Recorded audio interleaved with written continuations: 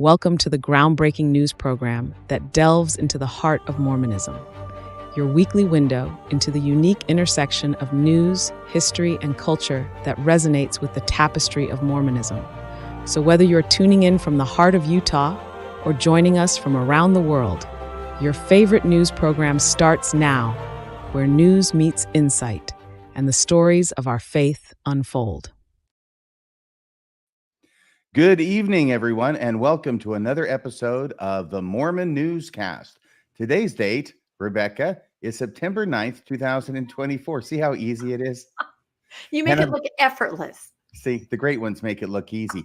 I'm happy to be joined tonight by Bill Reel. How are you? And Rebecca Biblioteca. How are you both tonight? Excellent. I'm fabulous, and I would like to give a little shout out and say we love you, Nemo. I'm just throwing that out there into the universe. Why are you saying I love you, Nemo?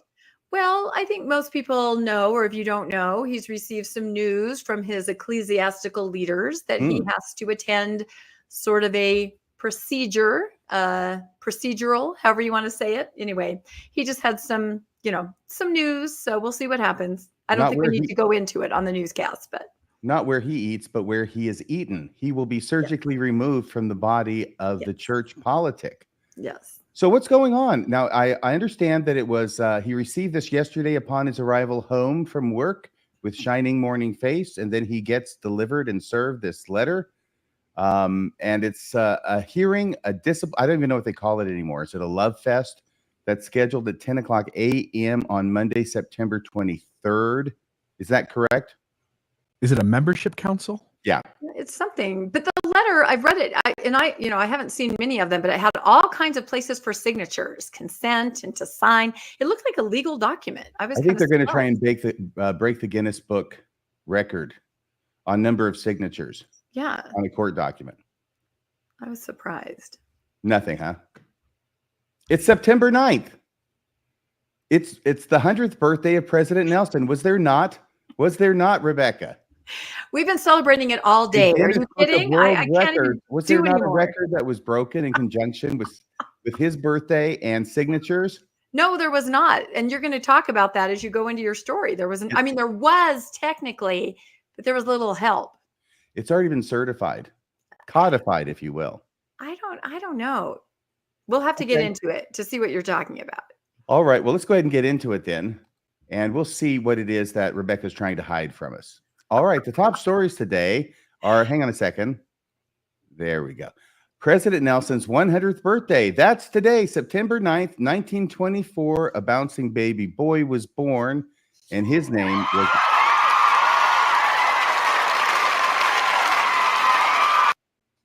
That's what heaven sounded like when he left, and they said, we've got at least 100 years free of this guy. So President Nelson's 100th birthday is today. Heretic, the movie, the much anticipated movie because of Hugh Grant, and Sister Missionaries, coming out in November. Apparently, it's been seen by people who have connections, and some reviews are available. Also, SLMW, which is difficult to pronounce, but I think it stands for Secret Lives of Mormon Wives. Spicy premiere. Should that have an E at the end of the premiere? It probably should. I don't know why. Have an E, is that a political office? Yeah. I'm not sure. Okay. No, there typically is. It's like the E at the end of potato. Yes. That's how I learned to drop the E at the end of potato. It was back in the 1980s. Dan Quayle. Undercover cop. The last story, this will be by Bill Reel. We'll be covering undercover cop in Mormon. Is that supposed to be country? I'm sorry. Is it county? Mormon County. It is Mormon County. Okay. It is Mormon County. You're just spell checking everybody, aren't you? Well, no, it's you're the only one who's made a mistake so far tonight. So I'm sorry. I was trying to even it out by getting Bill in there. Thank you. Okay. So we're going to go to Happy Birthday, President Nelson. And Rebecca, since you do a wonderful impression of a certain Hollywood star, could you sing just a few bars of this for our audience? You know what? I already did, and I put the clip in. If you forward it, you didn't. You dodged it. You never sang it.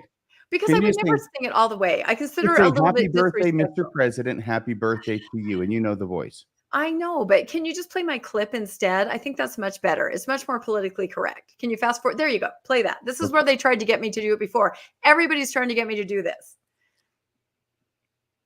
weren't you going to sing a song for President Nelson? I was kidding. A Marilyn Monroe really... version or something like that? No, behind the scenes, I was joking about, doing happy birthday, but I'm not going to do it. You didn't do it. President Nelson, but that would be really inappropriate. So I'm not going to do it. See, I have decorum. Okay, well, I almost did it myself, but I think it would be bringing the house down if I did it. I'm wondering if anybody even knows what that is. It's a famous Marilyn Monroe song sung to President Kennedy. That's right. And I just thought, you could say President Nelson. You could do that. And maybe there could be a cake that you spring out of. I don't know. We talked about that. We did talk about getting a cake, smuggling it in there, everything that was necessary for Rebecca Biblioteca to pop out of the pop out of the cake on the stage where they were having this. Wow. And you would have gone down in history. You would have taken Jonathan Streeter's place. I might have. I don't know. It's a good thing it didn't happen. Well, on September 9th, 1924, by the way, I'm banking on Rebecca for the accuracy of this statement. Yep. The Statue of Liberty was declared a national monument, and President Russel M. Nelson was born. So I think the Statue of Liberty was about 78 years old at that point, but it was still copper colored. Mm-hmm. Statue of Liberty. Was it? Well, it was 78 years old, so I don't know. I wasn't around, or if I was, I can't remember with specificity the color back in 1924.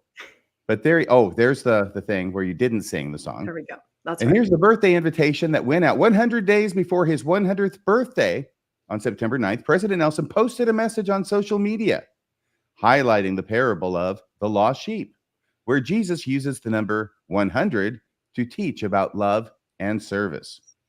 Though 99 of his flock were safely by his side, the shepherd went in search of the one who was lost, President Nelson explained in a June 1st social media post. At age 99, I have no need of physical gifts. But one spiritual offering that would brighten my life is for each of us to reach out to the one in our lives who may be feeling lost or alone. And if this is anything like his #GiveThanks program from about 3 years ago, everybody in the church did this except for President Nelson and the apostles. Let's see. Oh, I was going to say, I did hear reports of people, because I hang out with a lot of nuanced Mormons and post-Mormons. I did hear reports that there was kind of an uptick in people being friendly, reaching out, heart attacks on doors, if you know what that is. So I think people were taking it to heart. And also I read that there were many, many people who went to the temple and did 100 ordinances. That was another way that they were trying to celebrate by giving service in the temple. I would have rather just signed a stupid card. So birthday card world's record. 31,000 people sign birthday card for LDS president and break a world record.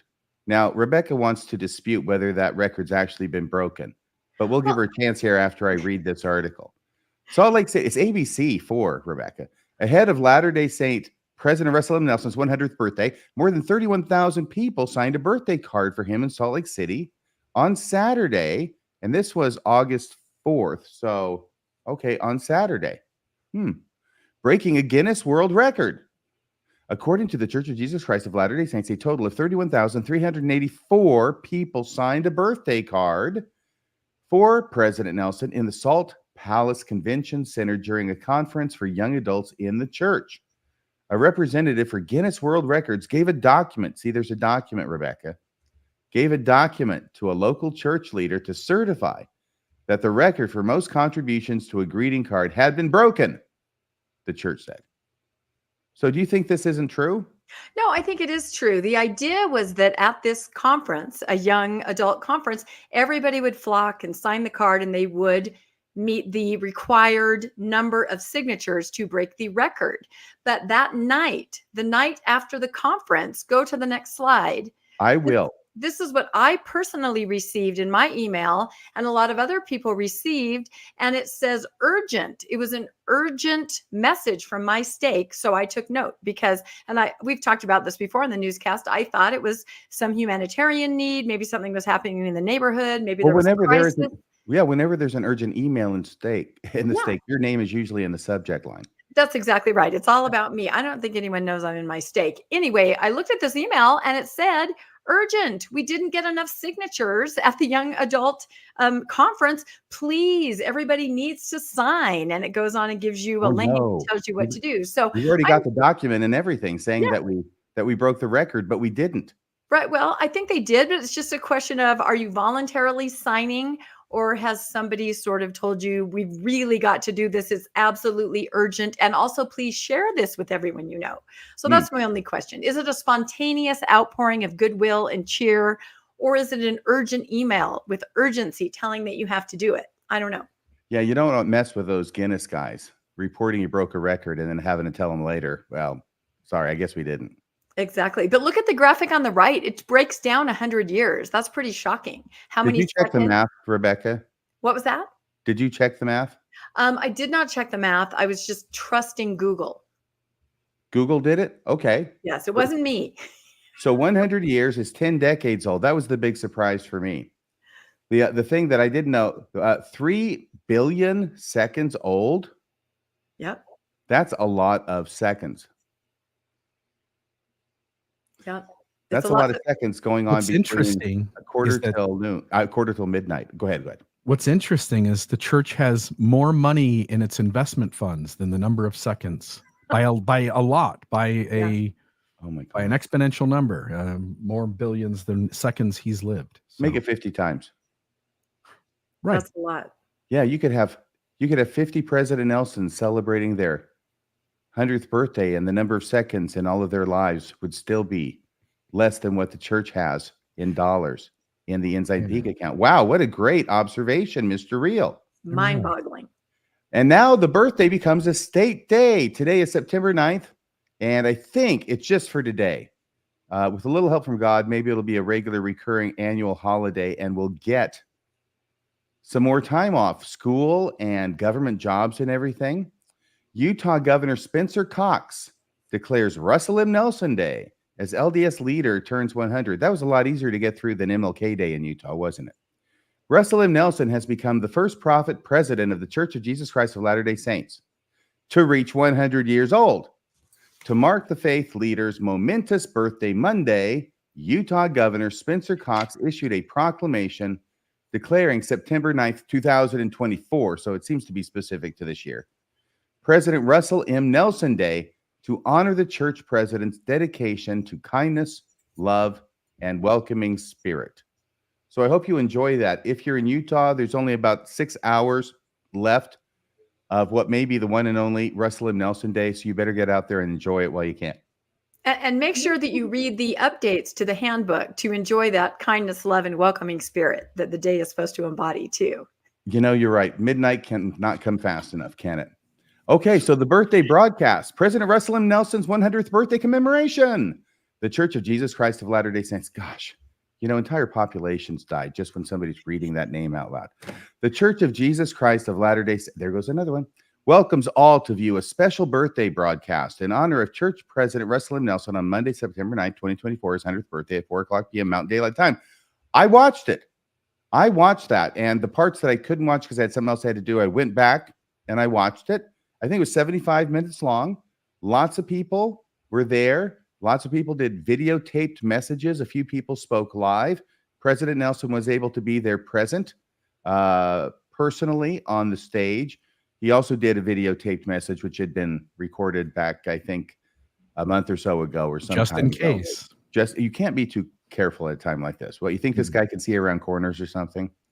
So we've got a situation. He does his, and Elder Holland did a recorded message early on. Elder Oaks and Elder Eyring, the two counselors, they did something together. It's always a little bit dangerous with Oaks when you're doing something with him and another apostle. Strange things can slip out, which might be regretted later, like back when he did that one with M. Russell Ballard. You remember that one, Bill, back in 2017. We're still using clips from that. And actually, there's a clip from this one, because believe it or not, President Eyring, when he's talking with Elder Oaks, President Oaks, about what a great, great guy President Nelson is and how wonderful it has been to work with him, serve with him, do all manner of things with him for the past 6.5 years. They talked about temples And Eyring tells us what it is. September 9th, up to date, absolutely hot off the press. He's going to tell us that the temple building, which presumably would include spires, that's not what's important. What's important are the covenants that we make inside the temple. So here's something else for certain appellate briefs. It does seem, by the way, I'll just say really quick, it does seem strange that in the midst of all of this legal debate, he says this, doesn't it? I think he got rid of his beard. What happened to President Eyring? Didn't he used to have a beard? A beard? I don't think President Eyring ever had a beard. He never had a beard, but for some reason, when I'm looking at the still shot, he looks like a guy who's had a beard his whole life, and he just shaved it, and he doesn't look anything like I remember him. Well, that's because he's not crying. If he was crying, you'd see it. That's the difference. Well, he'll work himself to it. And just one more little note. Elder Holland did not look good, and I don't think Elder Oaks looks that good either. They both look like death swarming over, no offense. Like 90-something-year-old men? Yeah. Well, here it is. But the degree to which President Nelson has done it, and he's done it on a spiritual basis of saying we've got to offer the covenants to people that are far away from temples. It's the ordinances that make the difference. Let's not be extravagant. Let's make the buildings lovely. It's the ordinances to make them available. But the degree to which That just looped around. Just pause while I forward that to a few people. Just a minute. Because that was Elder Oaks. We had to cut him off at the end where he says, I am going to have to come across there and slap you upside the head, Hank. Nobody gets the memo. We talked about this. You're not supposed to mention this. Yep. They didn't get the memo. God. I've never seen I've never seen somebody with their eyes are all, his eyes are all pink and like around not the eye itself, like the inside the glass. Maybe it's the glasses, I guess. Maybe he's got tinted glasses, Rose like colored. Smith used to have. Yeah. Have they legalized marijuana down there in Utah yet? Medical use here in Utah. But you can drive to any state around, and you can pay $100 and complain about a cleft lip and anything, you can get it. No big He's deal. got people to do that for him. Yeah, I cannot picture any of the apostles smoking a doobie more easily and readily than I can President Eyring. He looks like he's jonesing a bit right there in that video clip. Okay, so is there anything else that we have to? Oh, yes, we got some clips. These are something that Rebecca, she snapped these from the actual celebration as it was going on. And you can see, you get President Eyring is in the middle of the 5 big chairs, the beanbag chairs that they have here. And to his right, I'll go from one end to the other, from near to far. By the way, who's this guy singing? Is that Wayne Newton? Yeah. That was the vocalist, I think, from before. I think Pacheco. It could be Wayne Newton, but what happened is after all the, the glowing affirmations toward him and the videos and the children saying in different languages, happy birthday, they had the audience rise and balloons fell. Not too many, but enough balloons fell. And the audience all sang a very sort of dirge-like happy birthday. It's kind of, sometimes when there's a big group, it's a little slower than normal. Yes. So, but they seem to enjoy the balloons. If you look at the next couple of slides, President Nelson gets into it. And I want to see that. That could be Paul Anka. The amazing thing was they actually got Carl Reiner and Mel Brooks to come out and do their famous skit, The 2,000-Year-Old Man. No one knows who that is. Well, if you look it up, you can see it on YouTube. Exactly. Still funny after all these years. He does kind of look like a young Paul Anka, maybe singing My Way in honor of President Nelson. I just figured out what they're doing there with the 5 chairs. It would be boy, girl, boy, girl, boy, girl, except for the fact that, President Eyring doesn't have a girl to sit next to him anymore. Yeah. He could have had somebody from his family, some daughter, some granddaughter, but no, they're going to make him look like the Maytag repairman sitting all by himself there in the middle. And the other guys have their wives with them, but not poor President. See, this is why I can picture him with a doobie. He's got to be sad. He needs his spirits lifted. Here's a few other things. Okay. And that's President Nelson. He's hitting the balloon. Oh, he's getting into the spirit of things. How nice. A yellow balloon. And it looks like President Eyring is bending over to grab one. Okay, wonderful. And everybody's clapping. And now we're back a bit further. Yeah. You can see the back of some heads with all the balloons down there. Is there any special meaning to the color of the balloons. It looks like there's purple and blue and yellow, and maybe some white, green a little. Nothing. I can't, green and gold ball, but it's not just green and gold, so I don't know. Well, there it is, and they had it in the theater instead of having it in the big General Conference Center. I don't know why they didn't have it in the big General Conference Center, but they chose to have it here in a smaller venue. And ages of presidents of the church. By the way, without looking, and Rebecca, you haven't looked at any of these, have you? I've looked at all of them because have you looked at none? Have you looked at none, Bill? I haven't looked at any of them. Don't look at it. Don't look at them now. Okay. What president served the longest period as president of the church? I would go with Brigham Young. And most people would. David O. Brigham Young, long time. And of course, who was it who almost was president as long as Brigham Young? David O. McKay, right? How about Joseph Smith? How long was he in there? 30 to 44, 14. Not good enough. That's not going to cut it. No, because John Taylor. You can blame John Taylor for that. If it weren't for John Taylor, Joseph Smith would still be the president of the church. No, but the surprise is, no, it's actually neither of those two. It's George Albert. Right. George Albert Smith, he smoked them both at 26 years as president of the church. He was president from right after World War I was over until World War II was almost over. So he wins that. So that you can wow your friends and family at the next, I don't know, Mormon trivia party. And then there's a few others. You got Russel Nelson. Now he's 100 years old. Just FYI. Yeah. You said George Albert Smith. I think you mean Heber J. Grant. I meant Heber J. Grant. Yeah. George Albert Smith was president for 5 years and 10 months. He was right after him. Exactly. It was the Depression. Right. Yeah. Thank you very much. Okay. And I'm glad you did that so that you've corrected it. So I don't have to come back. We all make mistakes. Myself. Boy, and I make a lot of them. Can I make one point? I think it's interesting that RFM told me that in the last couple of days, you had a conversation with me independently and a conversation with Bill independently about the idea of God choosing the next prophet by having the prior prophet pass away. You know, I mean, you hear jokes like, what did poor Howard W. Hunter do, right? Because he was only in for 9 months. Or Harold B. Lee, only in for a year and 5 months. It is kind of an interesting idea. And we talked about the concept of, keeping someone alive with extreme measures when isn't it God's will to kind of select the next prophet by this natural process of the prior prophet dying? I don't know. I thought it was interesting that you talked to both of us about that.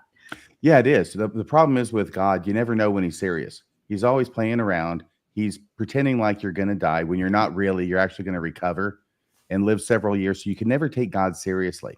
So anytime you're sick, you have to battle against it as if you might get older because God might just be screwing around again. And he can't wait to get to Elder Bednar. It's going to be a blast. It's going to be a decade of just the funnest time we've all had. Are you saying he's going to shuffle quickly through everybody in order until he gets to President Bednar, perhaps? Oaks doesn't look good. Holland didn't look good. And then you've got Uchtdorf. And then we're on to Bednar. Yeah, when we get Uchtdorf up there, the first thing he's going to do at the first general conference is lead the entire church in a chorus of "Tomorrow Belongs to Me." Everybody's going to go, "Well, what are you doing, President Uchtdorf?" Tomorrow belong to me. That's my best German accent. That sounded so German. It sounded like you were somewhere in Japan. There it is. That's it. So that's the story. And did you have anything else you wanted to say about this wonderful birthday party for President Nelson, either Bill or Rebecca? Just happy birthday. I mean, it is something to reach 100 years of age and no other prophet. In fact, Scripture Central did a video about how important this is and how the Lord has preserved President Nelson for this day. And I guess the last prophet that reached this kind of age was Joshua. That's what they said. Well, Moses made it to 120, so I don't know what all the fuss is about. Exactly. So, but it is something, 100 years old. Yeah, get back to me when you're 121. We may be having a 101st birthday bath next year. You do not know. No, this guy's going to bury us all. I'm telling you. I feel like that might be true. Rebecca, do you have a story for us? I do. I have a couple media updates because it seems like I've kind of become the entertainment correspondent. I don't know if I watch more TV than both of you or something, but it seems like I know. So Rebecca, in this first slide that's up here, the sister in the middle, is it just me or does it look like Shirley Feeney's in this movie? Did she become a Mormon and go on a mission? Doing it her way. That's exactly right. And again, I doubt anyone knows who Shirley Feeney is except for me. Everybody knows who Shirley Feeney is. I'm almost as old as you. So it's possible. But no, these are amazing actresses, and Hugh Grant is incredible. And we've been talking about this as it's, been in the news, but now it's been premiered at a film festival in Toronto, because often before it's released, wide release, which is going to happen in November, they'll take it around to film festivals. So this is our first peek, and it's the critics' first exposure to it. It says horror movie about LDS missionaries gets positive review after its world premiere. Heretic, starring Hugh Grant, had the first ever screening in Toronto International Film Festival this weekend. And the reviews were pretty amazing. It says words like ingenious and brilliant and impressive and fun were used by critics who voiced their first impressions on Twitter, X. Not all the comments were positive, with complaints that the movie is 20 minutes too long. I guess they have that algorithm, 20 minutes attention span, and that the ending is too elaborate for its own good. That was like my mission. 20 minutes too long. And too elaborate for its own good. Oh, but I didn't really realize I don't think we ever podcasted about who wrote this, screenplay, all of this, but it says the movie was written and directed by Scott Beck and Brian Woods, the team who co-wrote A Quiet Place. We all know that movie, and tells of two missionaries played by Sophie Thatcher from Yellow Jackets, Chloe East from The Fableman, who visit Hugh Grant's character and find themselves trapped in a deadly questions about their faith. And as I read some of the reviews, exactly what we kind of predicted. It's not like a slasher movie where they're running away and he's got a knife. It's more of a psychological thriller, delving into their ideologies, theism, atheism, just kind of a cat and mouse game more mentally. So I'm really excited to see this. Are you guys planning to see it in November? Yeah, I'll definitely give it a review.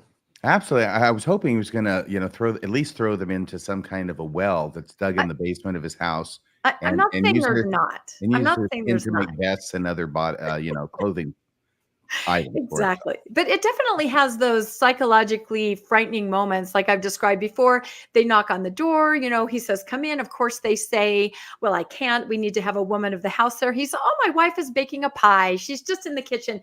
Come on in, and they sit down and they talk to him, and they're getting a little anxious, but they can smell the pie wafting out of the kitchen. So they feel okay. Hugh Grant excuses himself, and one of the sisters sees the candle that says blueberry pie. And that's that moment where you just hear the because it's going to get weird from there. She's cooking from inside the house. She's cooking from inside the house. Exactly. But again, and we'll show this in a minute, the media statement from the church, they were not happy about a movie portraying missionaries that might be in dangerous or unsavory situations. And so they took this step that I haven't really seen them do it before, where they put out a statement where they not only talked about this movie, but of course the other huge thing that premiered this weekend, Thursday night, Friday, The Secret Lives of Mormon Wives. And that premiered. And actually, if you go back, the picture on the left, that's an actual footage picture of me at the gym with my iced coffee, holding it up, getting ready to watch the very first episode, because I was trying to multitask, work out and watch the show at the same time. You're an inspiration to us all, Rebecca. I'm trying to be an inspiration to everybody. That's right. So, and I think I have the church's media statement somewhere here, but we can go into that in a second. So what's interesting is that this all started with something called Mom Talk a couple years ago. And a lot of people don't even know what Mom Talk is.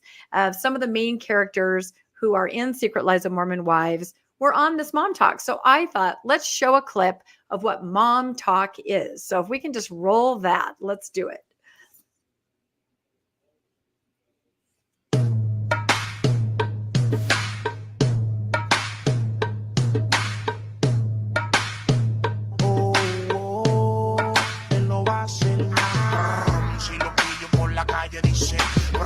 Si lo pillo por la disco dice, si lo pillo por el área dice,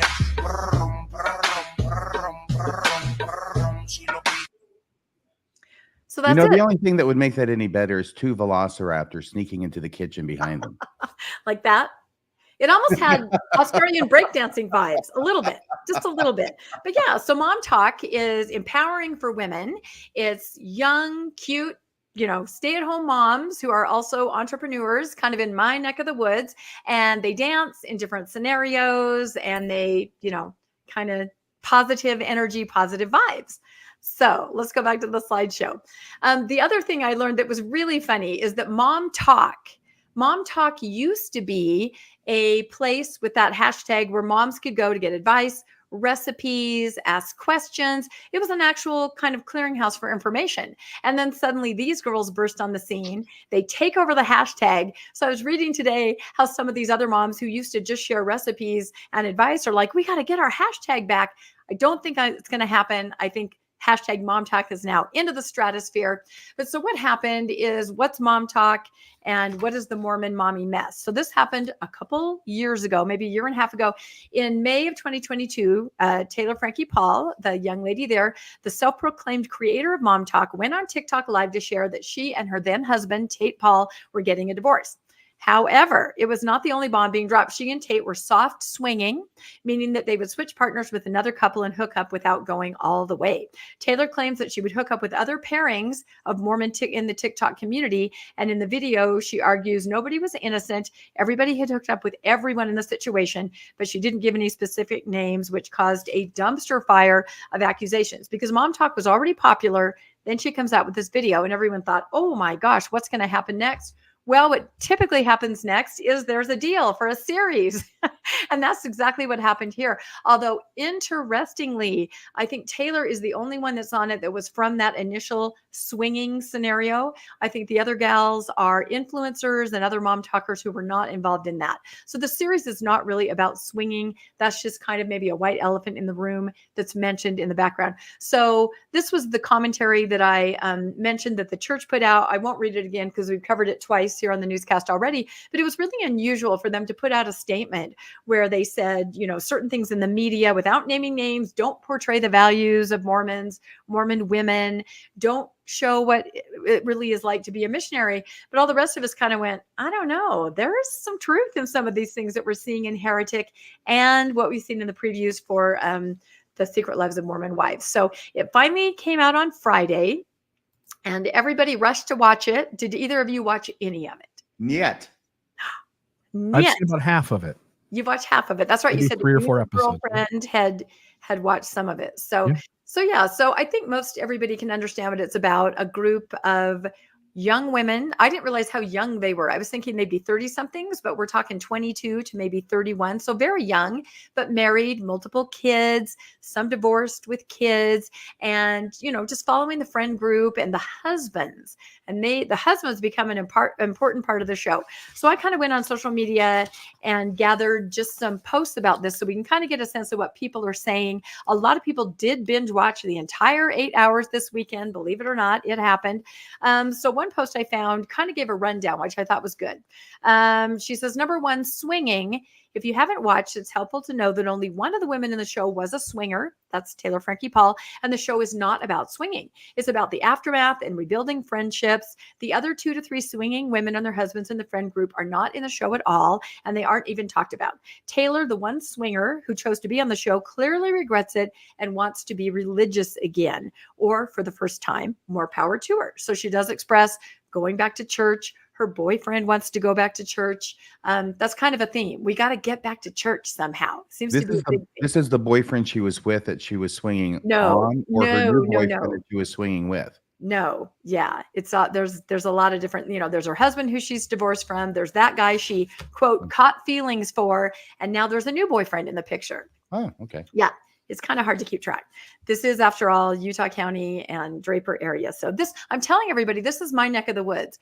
Like, the places that they show are places that I go. The salon featured is a mile from my house. Where they go bowling, Jack and Jill, a mile from my house. So it's all right there.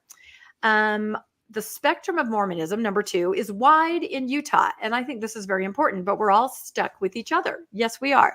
The women in the show all have varying beliefs, although they're all still saying, I'm a Mormon. There's a couple of RMs. Some swear, some drink, some wear garments. But at the end of the day, this is very spot on to what this poster, observe in Utah. And I will add my own voice to that, what I observe also. The poster says, I've got 3 sisters, all the same age as these girls, and each of my sisters matches a different girl on the show as far as beliefs go. It used to kind of kill me as a TBM because I was ultra Orthodox while my sisters drank and got high and got tattoos, but they still went to church and to the temple and considered themselves Mormon. But it is what it is. So I don't know. Are you guys aware of this kind of demographic within Mormonism? No, I'm not, because I got to hang out with the guys in priesthood. I never got to hang out with the gals in Relief Society. That's right. But I was surprised once with my second wife when I went in at some point late in our marriage and closer to the end than to the beginning of our marriage. And I went and I said something about the brethren that they had done. I don't know if it was 2015 or whatever, November, something that horrible, but registering my displeasure. And she looked at me and shocked me by saying, oh, well, I've never really cared what the brethren say anyway. Yeah, I think that's probably true. Okay, number 3, sex positivity. There's one character who gets a sponsorship because these women make quite a bit of money, right? When you're an influencer, products will come to you and say, hey, if you can just, eat my Jammy Dodgers, like Nemo does, although he always says, I'm not a sponsor of Jammy Dodgers, you can get thousands of dollars for doing this. So one of them got a sponsorship from a sex toy company. Her progressive views on sex education for Mormons were awesome. And that's true. She did spend a lot of time talking about empowering women in that way. Unfortunately, the character ends up being unlikable, but that's beside the point, according to this poster. Number 4 observation is judgmental parents is a common theme. And I was more the age of the parents, probably older than the parents. So I kind of related to the parents that were shown. Most of them seem to be extremely active, faithful Mormons who, kind of shaking their head and questioning what their children and their children's spouses were doing. So you have different kind of levels and layers. And I think I identified more with the parents, maybe even the grandparents. Rebecca, I don't like to talk about it a lot, but I got people coming to me all the time wanting me to promote second anointing paraphernalia, like the picture, but I say no. I say no because that would be making money off of my religion. Really interesting. Yeah. And they're willing to pay. I don't know. Lots. Wow. I've never had anybody approach me with any kind of deal. Although I will say this is amazing. I got my first kind of awesome fan thing sent to me the other day. Oh. You know how we all have Fairview United shirts, right? We were so lucky to receive those from the people in Fairview. And mine, of course, has sleeves. And I never wear sleeves. And I made a joke on the newscast about rolling them up or trying to do something. I received in the mail some wonderful person, you know who you are, had hemmed it, had made it into a porn shoulder shirt for me. So I'm still smiling about that. I think that's great. Very fun. Nice. I'm sure you guys get stuff all the time in the mail. I know, but it was a first for me and it was really cool. So, all right. So judgmental parents, number 5. And this is what has turned out to be the most interesting element of the show. The patriarchy is there to check in from time to time. Mm-hmm. This turns out to be an important part of the show that I don't think the church, they didn't speak out against patriarchy in their statement, but this is what people are taking note of. The poster says, overall, it showcases the nuance of millennial Mormonism in Utah, all the little awkward things about living in this corridor with Exmos, PMOs, TBMs. Other than that, it's not art. It's slightly trashy reality show with slightly entertaining drama and some good aerial shots of Utah. True, gorgeous shots of Utah, beautiful. And they feature a temple in almost every cutaway. I wonder how many conference talks will be focused on this show, the poster said, which I thought was great. So there were several good comments, I thought. Here's another person who said, people have dragged this show, but if it results in more conversation about this topic, then I say it's worth it. Zach, who is a husband of one of the girls, is a great representation of misogyny that the church encourages. I know plenty of active LDS men that act just like him. Not all, obviously, but more than enough. And I think the fact that so many Mormons marry young allows the problem to fester. Whereas the people married later, these toxic dudes might have to do some reflection and have some personal growth. I know the show seems vapid on the surface, but every now and then it has these moments that hit where they really do show the toxic underbelly of Mormonism. And this is very true. When you see the treatment of some of the women, like the husbands who will not allow them to go to a girls' night alone and have to come with them, and the husbands that are upset that they were invited to Chippendales. Well, they're going to Chippendales, right? Yeah, the Chippendales, right? These girls don't know they're being taken there. It's a surprise party. They text their husbands, "Oh, I've ended up at Chippendales." And the husbands go ballistic. "I don't even know you. I question your character. I'm taking the kids and going to mom's. I want a divorce." Yeah, that kind of stuff, which maybe most of us could go, I understand. We know people like that. But if you read out in the blogosphere, a lot of people didn't understand that and were absolutely shocked at this toxicity and patriarchy on display in the church. Chino Blanco, one of our favorite posters here, says, "I can see why the LDS Church cautioned its members not to tune in. Putting a bunch of controlling husbands on camera shows what the lived experience of patriarchy looks like in real life, and it's obnoxious." So again, I'm saying the church was worried about scantily clad women, or maybe they're drinking, or maybe they're getting a tattoo. What they didn't see is that it would reveal something they never considered would even be seen as a problem.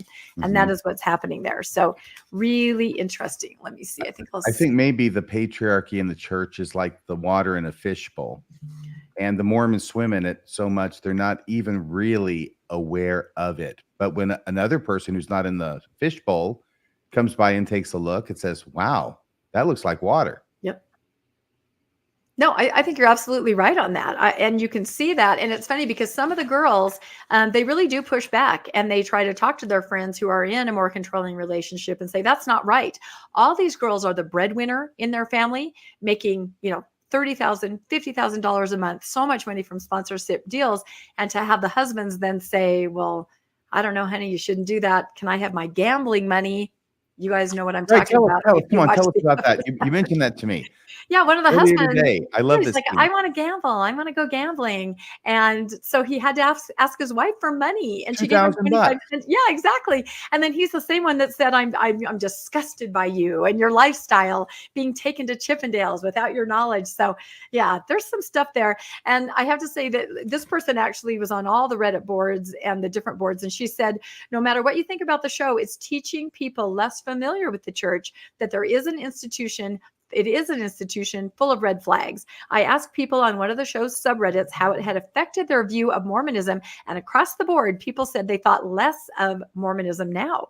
It brought a lot of awareness about the misogyny, restrictiveness, and judgmental attitudes that run rampant in the church. And the parents are included in that too. Lots of posts say, "I can't believe these parents. They seem so immature, and they're treating their adult children like this." So it's basically just the Mormon dynamic on display, but it's not at all what the church was worried about. So to me, that was really interesting. It does work the opposite too. So Landon actually made the point here, and it at least it occurs to me that as much as the men in a patriarchy are telling the women, "Shame on you for going to Chippendales," if any grown man turns on 30 seconds of pornography, his wife's telling him he has an addiction, and the wife's dragging him into the bishop's office. So that, to some extent, that does go both directions. Yeah, I think it does. And I would feel like probably any men that happen to watch The Secret Lives and their wives caught them might right now be being dragged into the bishop's office. I feel like that might count. So one of the greatest things about the show, however, is, of course, it had to show the big drinks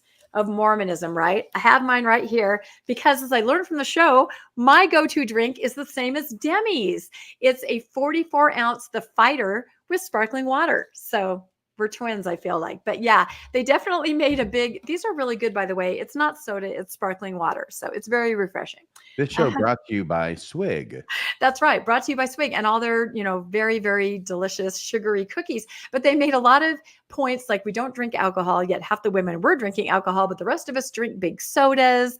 And so it was very interesting as they tried to, Mormonism was just kind of exactly what you said, RFM, just kind of the water there. And they would kind of pull it out when it made sense. Like, "Oh, let's go have a baby blessing. And we're not going to invite the girls that aren't spiritual." Although they were all at Chippendales. So how do you count who's spiritual and who's not? But, so they show blessings, they show things like that. So it is very interesting. And I can see why somebody who doesn't know much about Mormonism would think, "Oh, this is a really interesting, like Amish Girls Gone Wild" or something like that. So, but the one thing I thought was really interesting as we end on here is that I thought about this last week or the last couple weeks, and I thought about all the different versions of Mormonism that people are living and fully still considering themselves Mormons. So just this last weekend was the Restore Faith Matters conference, right? And this is, I would call, more progressive Mormons. They have speakers like the Givenses or Patrick Mason. I know people that attended. They talk about Mother in Heaven. They pray to Mother in Heaven. There's crystals, energy healing. It's definitely a very progressive branch of Mormonism. And yet here they are. They call themselves Mormons. Same weekend, you have the Secret Lives girls. They're considering themselves Mormons as they sit there at Chippendales. Still a Mormon, right? Sunstone that you were at, RFM. And were you at Sunstone, Bill? No, it was just RFM. Was that 2 weeks ago? No, a month ago. Same thing. You've got progressive Mormons, you've got post-Mormons, you've got faithful Mormons. They're all there learning, studying Mormonism, right? All these things are happening simultaneously, and everybody calls himself a Mormon. Think about what we reported on a couple weeks ago, that Christian festival where the youth are singing and praising. A few years ago, that would not be considered Mormonism. It is now. These are Mormons doing that. And I also had to add the Firm Foundation, which is having a conference coming up. And they tend to be more preparing for the end of days, watching for signs, things like that. More maybe if you could call them prepper. And they consider themselves Mormon. The church didn't really crack down on any of these groups, Sunstone, the festival, the Firm Foundation, Restore. They put out a statement about the secret lives of Mormon wives, and they sent an excommunication letter to Nemo, who's a faithful member who just flew to Fairview, Texas to try to clarify some doctrine there about a steeple. So it is interesting, I think. Any thoughts on that as we end this segment?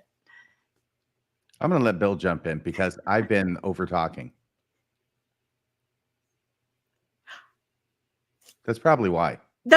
He's been talking the whole time, but we couldn't hear him. I watched a few episodes. It feels very drama-ish, young.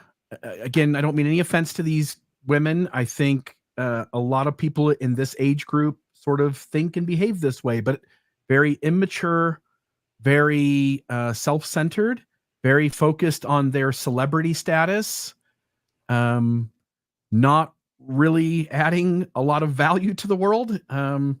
But again, I think you would have caught me at, as an older teenager, not so much a young adult, because I think when I joined the church, I sort of shifted paths. But as an older teenager, I was thinking very much in these same sort of terms. And I think a lot of young adults do that.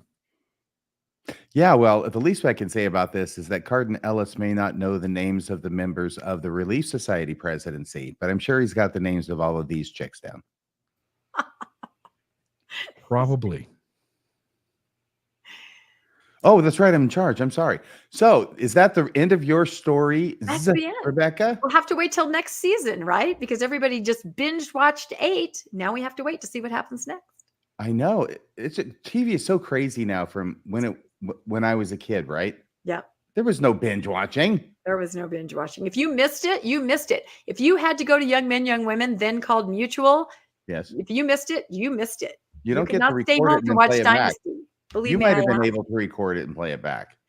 But think about it. In our day, not even that. Not until we were like older, like young adults. Mm-hmm. Yeah, absolutely. So you really did miss it. So you just binge the whole thing. You can do it anytime you want. There's no excuse for you to not watch this program. And I expect I'll have to get around to it at some point, just as part of, I don't know, my job. But we will see. And hopefully it's just wonderful and exciting that these young women are living Mormonism on their terms. Okay, so Bill, the next story, and I think it's the final story, is brought to us by Mr. Real. Yeah, so I came across an article in the New York Post, came out September 7th, so 2 days ago. What happens when a black cop goes undercover with the Crips and Bloods in Mormon County? And Ron Stallworth, gentleman on your left, black man, he became famous because as a cop, he went undercover in the Ku Klux Klan, the KKK. And they ended up he ended up writing his first book covering that, and they ended up making a motion picture out of it. By the way, Rotten Tomatoes, I'm going to have to end up watching this. Rotten Tomatoes gave it a 96%. So I think it is a really good movie. Some folks are guessing that was Richard Nygren. That is not Richard Nygren, the first Black apologist. This is a real human being named Ron Stallworth. Ron Stallworth is a real person. That's a real person. Yeah. Yes. So we'll move on from Richard Nygren. So he wrote his second book, which is this whole thing that the article is based on. What happens when a Black cop goes undercover with Crips and Bloods in Mormon County? And it is actually, this was the thing from the film. There's a scene from the film of them with them fist up. But the book he just wrote is called The Gangs of Zion, a Black Cop's Crusade in Mormon. And this actually says country. But by the way, the New York Post said county, which is where I got county from. Okay, I'll look it up. You go ahead. At this point, I'm guessing the book is correct, and the New York Post editor got it wrong. Okay. So a Black Cop's Crusade in Mormon Country, #1 New York Times best-selling author, because that's from Black Klansman, Ron Stallworth. And the whole premise of the book is that drug dealers from outside of Utah were coming into Utah to take advantage of the gullible Mormon population and sell drugs. Little by little, the Mormon youth and young adults get involved in the drug dealing themselves because the drug pushers need drug dealers. And suddenly what ends up happening is that people start forming gangs. The Bloods and the Crips, the two prominent gangs that most people have heard of, end up playing sort of a major role in Utah. And Ron Stallworth, goes undercover again and infiltrates sort of the drug dealing culture. And what he finds is that, again, there's lots of young Latter-day Saints involved. And so here was a piece out of the article. How did Utah's capital city, known for snow-capped mountains, Karl Malone and John Stockton pick and rolls, and being a hub of the Church of Jesus Christ of Latter-day Saints, become a hotbed for criminality? When Ron Stallworth arrived there in 1986 to launch and lead an anti-gang police unit, he saw the answer clear as day. Southern California Crips and Bloods were trekking nearly 700 miles to sell crack cocaine to the Beehive State's devout, mostly white inhabitants, and recruit followers into their gangs. And I just want to know, he went undercover, and it became obvious to him that it was a lot of white, young Mormon men that were involved. And he says, quote, "When I and others in the criminal justice field attempted to sound the alarm about the emerging threat from street gangs, the church would not accept that its faith was failing their children," writes Ron Stallworth in the upcoming memoir, The Gangs of Zion, a Black Cop's Crusade in Mormon Country. So even the New York Times or New York Post got the word right eventually. And so there were a couple other things said, quote, "No one was willing to see past their religion and accept the fact that when not attending sacrament meeting, these children were throwing Molotov cocktails through windows," he adds. Many parents were skeptical of the anti-gang unit's efforts, accusing Stallworth and his colleagues of biases or ulterior motives. Church officials refused to cooperate, with some insisting only non-white Mormons, probably those Polynesian believers, primarily, is their words, but I threw in probably. Primarily Polynesian believers were the problematic ones. But the most steadfast opposition, and this was another quote in there separate from that one, but the most steadfast opposition came from the police and government officials who would not act on evidence that federally funded vocational youth program called Job Corps had become an incubator and pipeline for the SoCal gang members arriving in Utah. And so sometimes you end up with nonprofits essentially being a cover for other things going on. And in this instance, they had believed, the police force, law enforcement, believed that Job Corps had become an incubator and pipeline for the SoCal gang members who were arriving in Utah. And again, the guy seems to be really good at writing books. The movies that are made on these things, at least his past movie turned out really good. I'll be not surprised to see if this turns into a movie too. I think people are always finding movies that are essentially documentaries covering folks who go undercover, kind of like Tim Ballard, they find those kinds of things interesting. And so I wouldn't be surprised. But his second book is out. You can check it out. And if you do want to watch the movie Black Klansman, which was his first episode undercover, I think Apple TV has it for rent for $3.99. But that is the end of my story. Just a little sort of interest story going on with a book about criminal actions happening in Utah and the gangs that are taking over the Mormon youth. Really, really interesting. I could not help, and that's why I put it back up there, thinking about the same attitude as expressed, or at least as recounted by this individual, Ron Stallworth, is it? Mm-hmm. Yeah. His interactions with the church and what they said to him about their youth.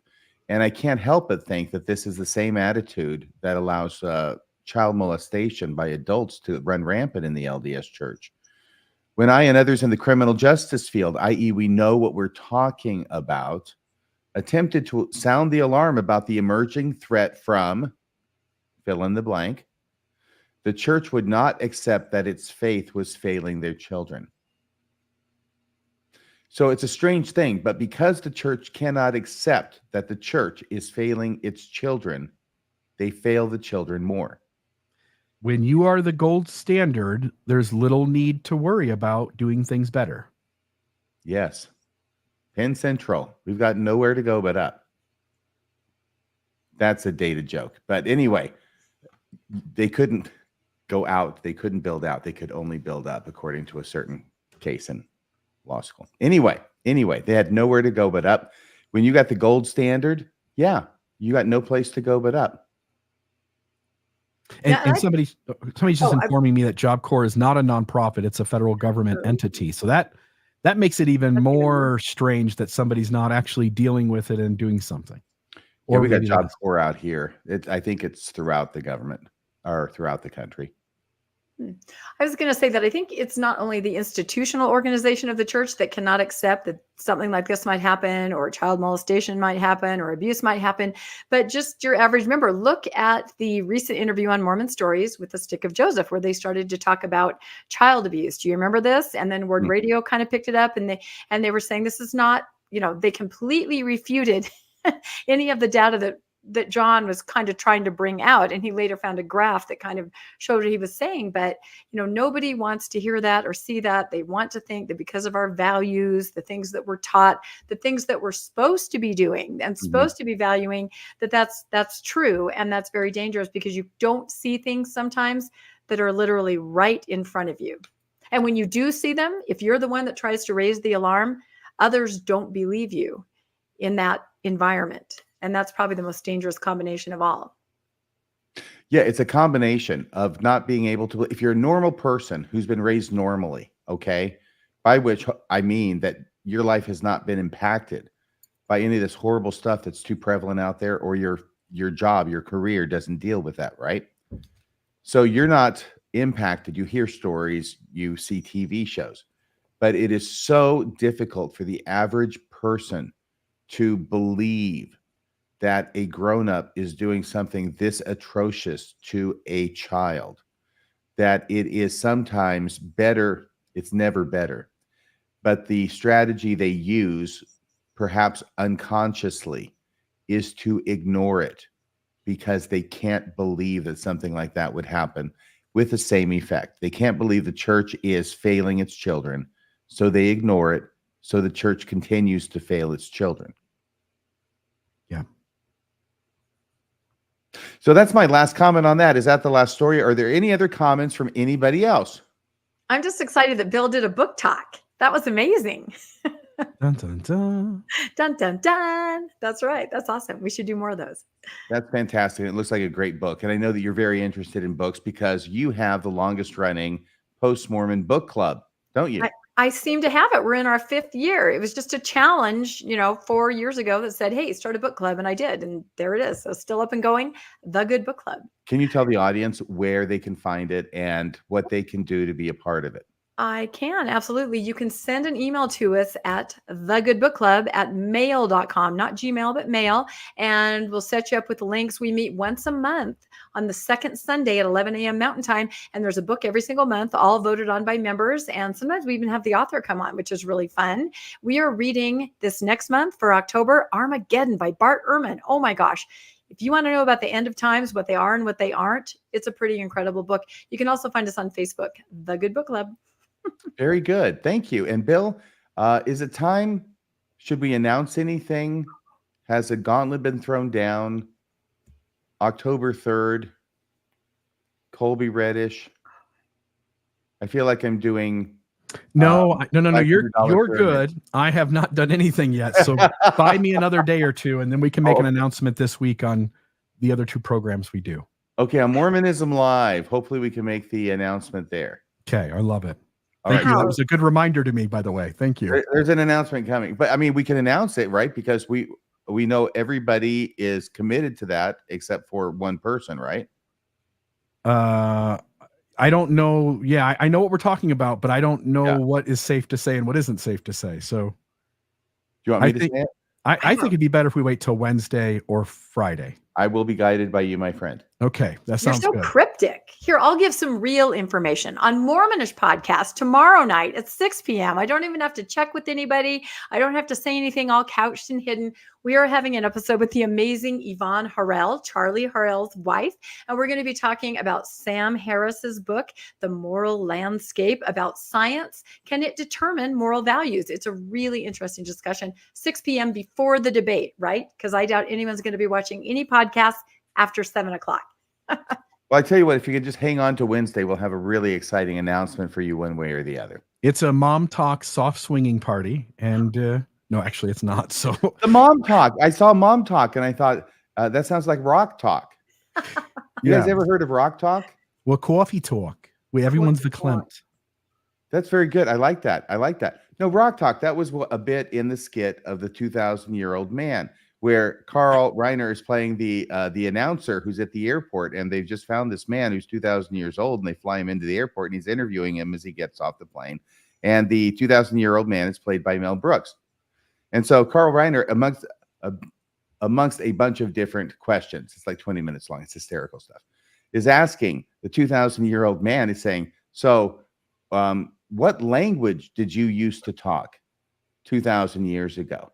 And Mel Brooks is going, what language? Yeah. We talked a lot of rock talk. And Carl Reiner said, rock talk? What's that? Could you give us some examples of rock talk? He says, oh, yeah, sure. Hey, what are you doing with that rock? Put that rock down. Hey, don't throw that rock at me. Classic. Those guys Rock were talk. classics. Oh, Absolutely. goodness. We should at least say Wednesday. Did you say what we were doing Wednesday night on Mormonism Live? That because, you know, I just want to clear everything with you. I'm much more respectful to you, which is I feel how two co-hosts should treat each other instead of just like walking all over Landon Brophy the way Rebecca does. Right. Yeah, I'm very bossy. Ask anybody. Wednesday night, we'll take a look. I think I'm pretty sure I'm safe in saying this. We're going to take a look at the John DeLynn conversation with the two Mormons that he interviewed recently. We'll play some clips and sort of talk about that. The Paul brothers. Yeah. I call them the Paul Bearers. The Paul Bearers. Which is kind of that's kind of a cool nickname. It's like they're burying the dead person out. Yeah. And they're on the very famous, the up and coming, what's the name of their show? The Stick of Joseph. Yeah, which I call the Stick Up Joseph. Yeah. And then Joseph with the Paul Bearers. And then Friday we'll have our next episode of Mormonism After Dark.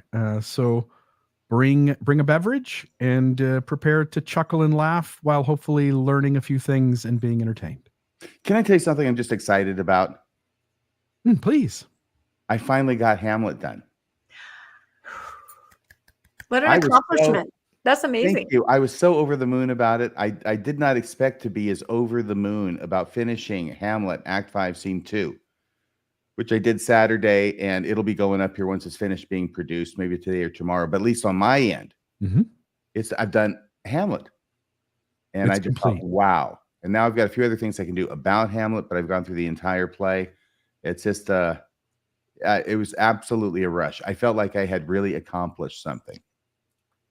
Yeah, and it should go out sometime tomorrow. I'm going to guess maybe I'll finish it tonight. We'll have it post tomorrow, and we can pick the time if there's a time you want it to go out. But I usually set those to go out once I sort of think everybody's up and awake, like 10 a.m. or so. Absolutely fine. My 15 subscribers are anticipating it. They're excited. Thrilled. I saw somebody in the comments just now guess what I guessed, that your next project might be Macbeth. I wondered. Look, I say in it just to put down the names of anything that you want me to do, although I do admit in the show toward the end that Hamlet's been kind of heavy and it might be appropriate to do something a little lighter for the next play. Like Much Ado. There's a lot of good material there. Well, thank you. The world must be peopled. Yeah. Yes. So I think we're about done. And Bill's saying, yeah, we're definitely done. Rebecca, yeah, we're definitely done. We're done. It's amazing. An hour and 5 minutes, all the news that's fit to print. Thank you, everybody, for watching and joining us here at the Mormon Newscast. Thank you, Bill Reel. Thank you, Rebecca Biblioteca, for your excellent reporting tonight. Please join us. Please join Mormonish tomorrow at 6 Mountain Time. Yep. Mormonism live on Wednesday at 6:20 p.m. Mountain Time, and watch Mormonism After Dark on Friday at 8 p.m. Mountain Time. I hope you wrote that all down, because that's the only time I'll get it all straight. Thanks for watching, everybody. Join us next time. Have a good evening. Good night. President Russel Nelson here, prophet, seer, and revelator. That's a wrap for this week's edition of the Mormon Newscast. We appreciate you tuning in and sharing this time with us. Keep the conversation going and stay informed on all things Mormonism. Until next week, wishing you peace and joy. See you next Monday at 6 p.m. on the Mormon Newscast. And please, my dear brothers and sisters, stay on the covenant path.